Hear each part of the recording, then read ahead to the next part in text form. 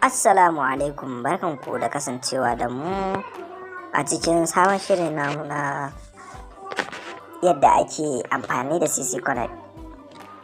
Yadda wannan bidiyon na kawo muku yadda za ku yi amfani da app ɗin SISY CONNECT. Yauwa, kamar yadda kuke gani dai ga app ɗin SISY CONNECT har guda biyu, to zan nuna muku yadda ake amfani da app ɗin su na farko kafin na biyun da na ukun su zo. Idan za su app uku ne kuma kowane app kalan shi daban. Yanzu bara in shiga muku na farkon nan, gashi nan wannan shine farin nan.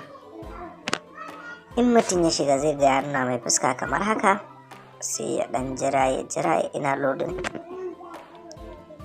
Yawwa, ni ina da account kenan. Ga wanda ba shi da account dole sai yayi sign off. Bara in nuna muku yadda ake sign off din.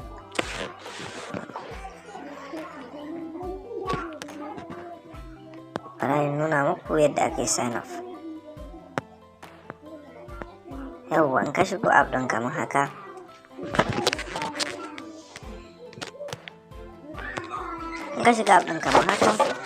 sai ka sa sunanka na farko, sunanka, sai sunan mahaifi, yawwa, sai namban waya da zaka ke amfani da shi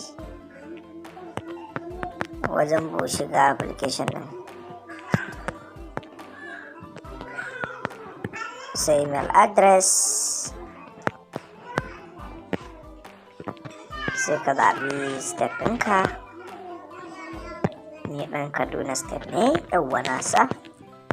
Sai ka je continue nan, sai ka create ɗin password.